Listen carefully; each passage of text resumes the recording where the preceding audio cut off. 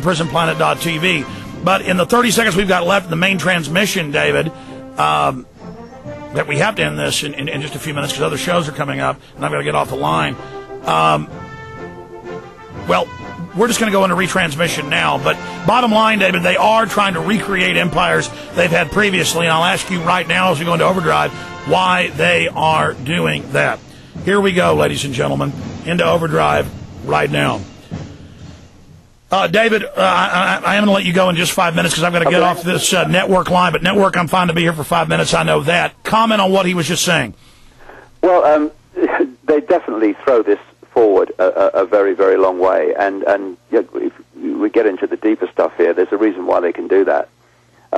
People have said to me, understandably over the years, why would people hundreds of years ago give their lives to a global enslavement plan when they knew they weren't going to be around by the time it arrived? But this visible light frequency has a certain version of time. It's a manipulated version of time. I mean, you can fly across a mythical line on the planet and go into tomorrow, or go the other way and go into today, or yesterday, or whatever. And it's just a mythical time based on the timeline actually going through London, the heart of the beast. So it's a sequence of events that we measure as time, but it's an illusion. And these entities that operate outside of this timeline, they can move up and down it and come in at different points. So that the same entities can be manipulated in the 1600s, that are manipulated in the 1700s, that are manipulated in the 1800s, because that's why this bloodline comes through history. What's coming is the vehicles being passed through history, the compatible vehicles. So they can plan in our timeline terms vaster distances ahead because they've not got the same relationship to our timeline as we have. And the Roman Empire is massively significant in this. And what they've done is they've just constantly sought to expand the size of the empire, centralize power more and more. We were in tribes once, then the tribes became nations.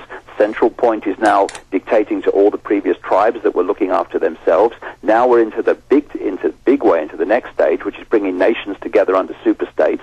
And so it's been a coordinated plan over this thousands of years to bring us to the point where there is a global centralized empire, and that's what we're looking at now. Wow, incredible answer. Let's jam in these 4 calls and let you get out of here. 3 calls. Ryan in California. All we have time is for those 3. I apologize, listeners. Ryan in California, you're on with the legendary David Icke. How are you guys doing today? Good. Okay. Well, I'm just going to try to get it quick since you guys are short on time. Yeah, when you guys were talking about the infinite knowledge, this is kind of my perspective on things. So all form is formless, not to say formlessness has no substance, but to say the substance there is has no foundation outside of conceptualization. Pure wisdom has no conceptualization. Pure wisdom is infinite knowing. Infinite knowledge is similar to intuition, but far greater to the moment of now.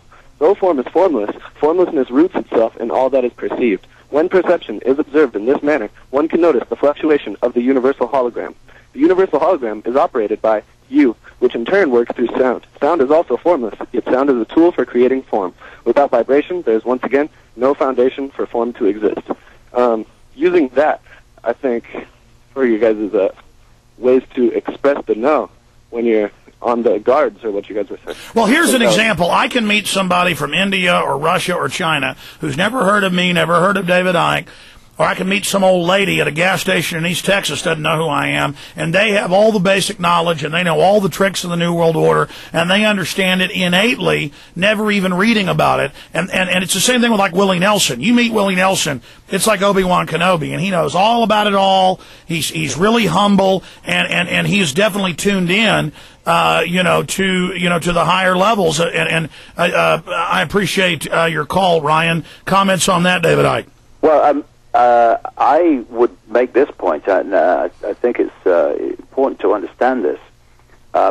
Because the whole of this reality is about information, which on one level takes a vibrational form.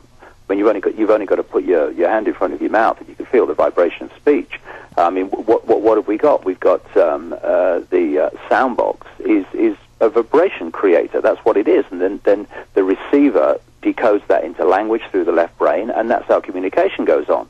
between me speaking and the person decoding what I'm hearing is actually no noise. It's just a vibration, and it's decoded through the receiving body computers into what we call language. And therefore, it's not just when I'm speaking on your show or you're speaking on your show and the people listening. That's not the only level of communication. Yeah, that's going through the space-time continuum somehow. Yeah, as it's broadcast, the whole area that it's broadcast across is offering the potential for someone to walk down the street and just tune into it. They won't hear the Alex Jones show, but they will get a knowing. They'll get a instinctive, intuitive feeling from that information that is in the ether there to be decoded whenever we choose.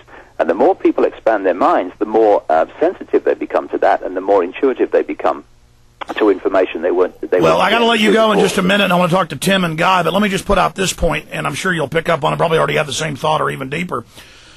The New World Order are masters. They are virtuosos, conductors at this, and when they threaten that there are evil terrorists that want to hurt you, that want your freedom, that want to kill you, they know the public, subconscious, sixth sense, whatever, is picking up the fact that there are evil groups, there are terrorists. Somebody attacked us on 9/11. Somebody's got some evil plan. So the New World Order knows they have to have a terrorist group and a terror attack, not just to scare the public into submission, but because the public's already picking up that the government's evil, so they need to put the cutout of Al-Qaeda, Al-Qaeda in front of it so that the New World Order, Illuminati, can take all the fear being generated by the public picking up on them being evil and place it onto the cutout. Do you see what I'm saying? Yeah, I do. And you see, this is where symbolism comes in. You see, the Statue of Liberty in New York Harbor was given to New York by French Freemasons who knew what it stood for. It's Queen Semiramis from Babylon holding the symbol of Nimrod in Babylon, which is the lighted torch. And so that, because it symbolizes, whatever something symbolizes, that vibration is what it elicits.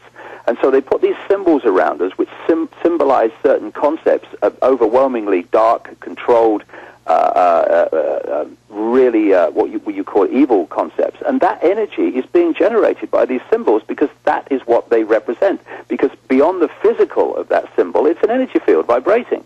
And people pick them up. This is how they can and do manipulate the energy field, the sea, if you like, of the major cities, etc., so that we're walking through this stuff all the time. All right, I don't want to take you much longer than I said I would. We're so thankful, David, for your great insight, and I'm very appreciative of you, and also for you forgiving me 8-9 years ago when I said mean things about you before I really thought you were for real and had grown myself. So I just want to tell you before you leave us that I really appreciate you, David. No problem, mate. You bet. Let's talk to Tim in Ohio. Tim, you're on the air. Go ahead. Tim dropped off. Oh, Tim dropped. Okay, Guy in Canada, last caller I have time to go to for David Icke. Go ahead, Guy. Hi, Alex, Dave. Hello, Guy. Hi. Just a quick comment for Alex there.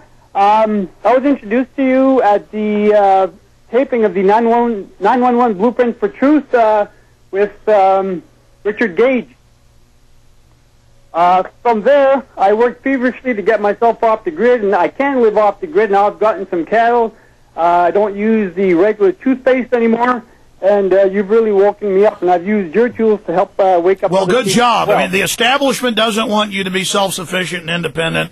They don't want us spread out on the land. They want us in compact cities, so you're doing the right thing there. Anything for David Icke? Yeah, Dave, I just got your 3 DVD set, Freedom or Fascism, Time to Choose. Great DVD set. And I was wondering, are you going to be heading through Winnipeg, Manitoba anytime soon? Well, if someone asks me, I will. But every time I come into Canada, why Canada, I don't know, although I've got an idea, I get stopped for hours at the border. All my gear is looked through. Me they too. find nothing. And, Me too. And eventually let me in. So what the problem is with Canada, I mean, what I find, Alex, you know, is it's the just off mainstream countries, like, you know, the major force in North America in terms of public awareness is the United States. The major force in Central Europe there is Germany, and yet so much goes on in Canada, so much goes on in Austria, the country one back from the major kind of country in that area in terms of public awareness and politics and everything. And so much goes on in Canada. which affects America and affects Canada, of course, which is, kept quiet in a much more efficient way because it's not in the United